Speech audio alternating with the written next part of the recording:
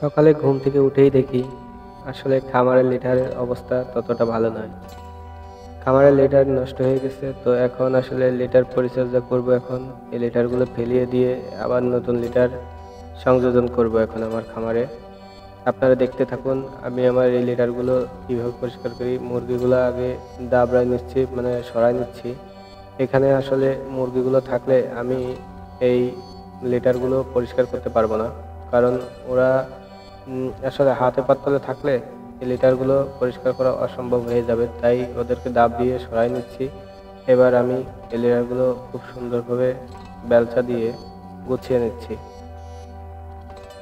এখন এই গুছিয়ে একদম এক জায়গায় দলা করব। এখন সবগুলো একবার দলা করা শেষ হয়ে গেলে এটাকে আমি বালতিতে যে তুলছি, বালতিতে তুলে এখন বস্তায় রাখবো। এটা বস্তায় রেখে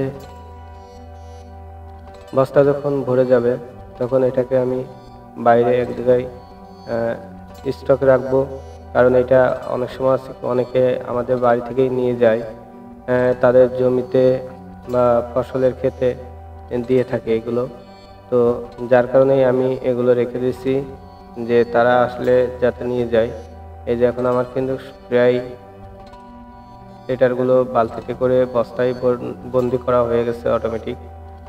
এত সময় দেখতেই পাচ্ছেন, আপনারা লক্ষ্য করলে দেখতে পারবেন যে আমি আসলে এগুলো কীভাবে আমি উঠাচ্ছি। দেখছেন, ওঠানো হয়ে গেছে। এখন কিন্তু এটাকে আমি মানে খামার থেকে বের করে রাখবো, এমন একটা জায়গায় রাখবো যেখান থেকে আসলে যারা এই মানে লিটারগুলো নিতে চায় তারা কিন্তু সহজেই নিতে পারবে। দেখেন, আমি কিন্তু খামার থেকে বেশ দূরেই রেখে দিলাম। তো এখন আমি আবার মানে যে কয়টা বস্তা হয়েছে, মানে 2-3টে বস্তা অলরেডি ভরে গেছে। তো এই 2-3টে বস্তা আমি এখন এখানে রাখবো। রাখার পরে এখন আমি নতুন তুষ এখানে সংযোজন করব, আপনারা দেখতে থাকুন।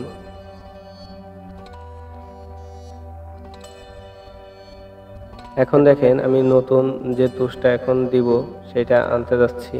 আমার এখানে স্টক করি আমি সবসময় তুষগুলা, আপনারা দেখতেই পাচ্ছেন। আমি আলাদা এক জায়গাতেই আসলে এগুলো স্টক করি, এগুলো একই জায়গায় রাখি না। খাবার বা তুষ এগুলো আলাদা আলাদা স্থানে স্টক করা হয় আমার। আমি খাবারটা রাখি আমাদের বাড়ির ঘরে, আর এটা তুষটা রাখি আমাদের এই খামারের পাশেই একটা চালাপাতা আছে, ওখানে রাখা হয়। তো এখন আমি তুষের বস্তাটা খুলে এখন তুষটা এখন পুরো ঘরে ছাড়িয়ে দিব। আর আমার ঘরটা হচ্ছে আসলে মাচারির উপরে, তো এখন আমার চট বিছিয়ে তার উপরে কিন্তু আসলে মুরগিগুলা রাখা হয়েছে। আমি এটাকে 14-15 দিন বয়স হলেই ছেড়ে দিব মাচারিতে। তো এতদিন যাবতীয় আমার তুষটা ব্যবহার করতে হবে 14-15 দিন বয়স পর্যন্ত। আজকে আমার মুরগিটির বয়স হচ্ছে 7 দিন, তো আরও 7-8 দিন থাকবে চটের উপরে। তো সেই ভিডিওটাও হয়তো আপনাদেরকে দিব ইনশাল্লাহ। আপনারা ভিডিও কন্টিনিউ আমার দেখতে থাকবেন আর আমার পাশেই থাকবেন। আমি প্রতিনিয়ত আমার খামারের বা গ্রামের প্রকৃতি নিয়ে, গ্রামের পরিবেশ নিয়ে এগুলো আমি আপনাদের সাথে প্রতিনিয়ত শেয়ার করব। এখন আমি দেখেন তুষ প্রায় ছিটানোর শেষের মাঝে, প্রায় শেষ হয়ে যাচ্ছে তুষ ছিটানো, দেখতেই পাচ্ছেন আপনারা।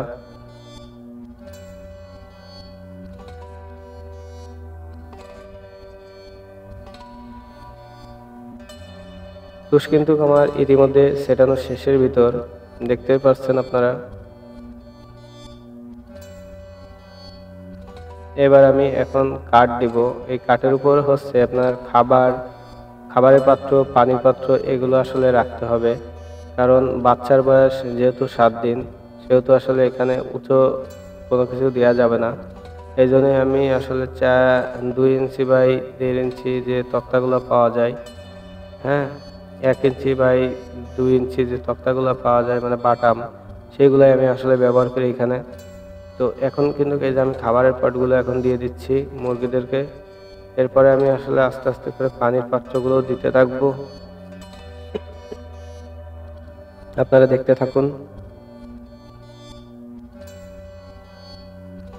প্রায় আমার খাবারের পাত্র দেওয়া কিন্তু শেষের মাঝেই।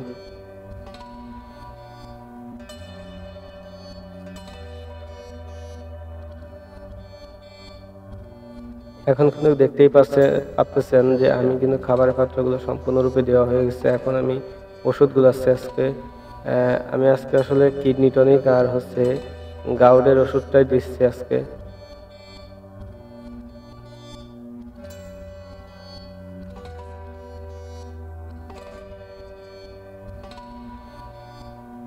গাউটেরটা লিটারে 2 গ্রাম আর কিডনি টনিকটাও আমি লিটারে 2 গ্রাম ব্যবহার করে থাকি।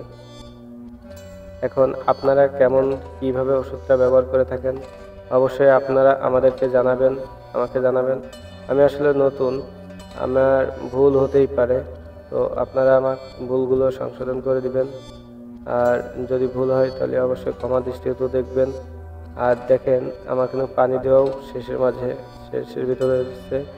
এই যে এখন কিন্তু আমার পানি দেওয়াটা শেষ।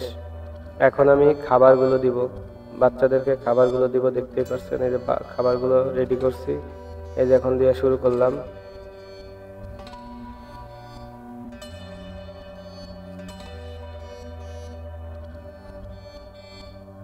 এই দেখেন আমার কিন্তু খাবার দেওয়া শেষ।